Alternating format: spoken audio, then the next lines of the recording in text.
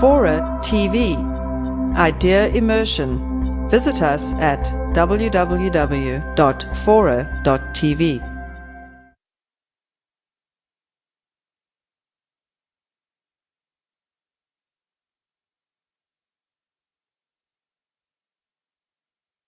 Sometimes just by luck, and sometimes by, good hard research, I found real live stories of Arabs who saved Jews. I found a story, for example, his photo is on the back of the book, a man named Si Ali Sakat.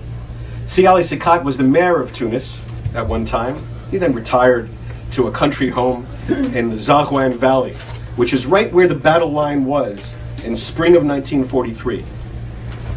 And at one point in the heat of battle, 60 Jewish escapees from a slave labor camp, knocked on his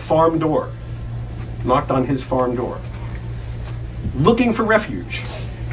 Now you have to remember, at this time, the piece of territory that he lived on had gone back and forth during the war half a dozen times. He had no idea whether this time the Allies would win or the Germans would win. He let them in, all 60, and gave them refuge until the battle was over and the Allies had come through. He's a hero.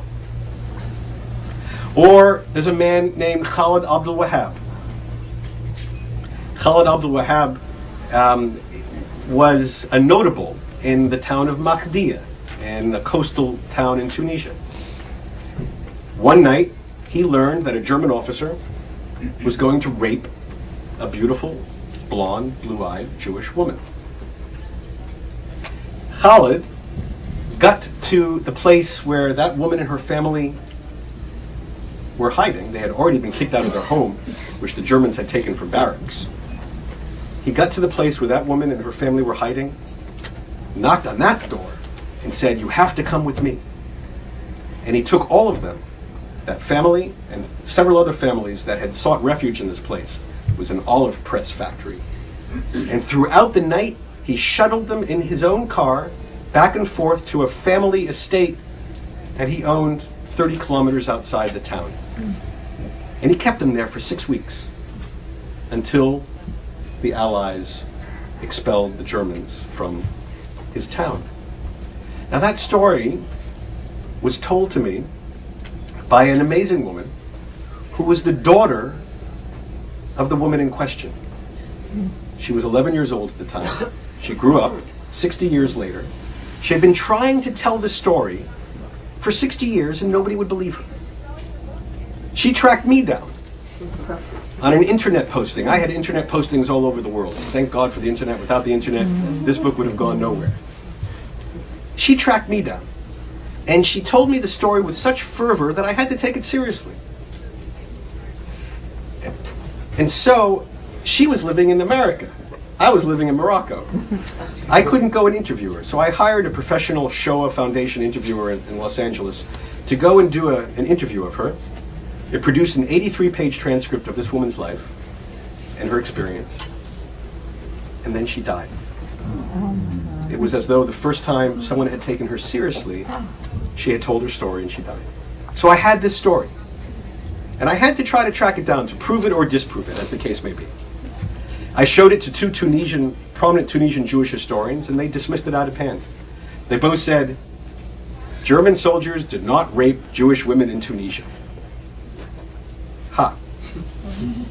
So over the next 2 years, through the help of some remarkable people, mostly women, Tunisian Jewish women in France and in Israel, and two Tunisians in Tunisia, first I was able to prove that, yes, regrettably, German soldiers did rape Jewish women in Tunisia. And I have stories of that, so much for those historians.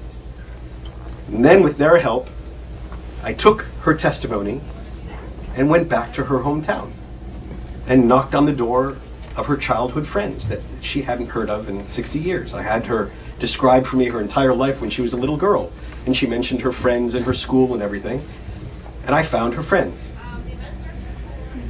And they confirmed the story, that yes, this man, Khalid, did take her family away and took care of them throughout the end of the war.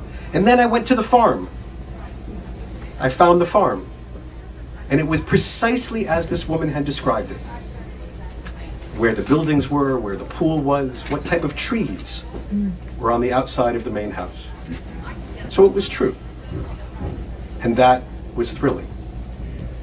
And there were other stories. There was even a fantastic story in the heart of Europe, in the heart of German-occupied, Vichy-controlled Paris, where the most influential Arab of his day, a man named Sikador Ben Kabrit, who was the imam, the rector of the Mosque of Paris, helped to save at least 100 Jews by providing them with certificates of Muslim identity, birth certificates, marriage certificates, so that they could pass as Muslims and thereby evade arrest and deportation. So taken together, these are wonderful stories. They show that in a time of war, Arabs were, as I said, very much like Europeans. Most were indifferent, some were perpetrators, and some were heroes.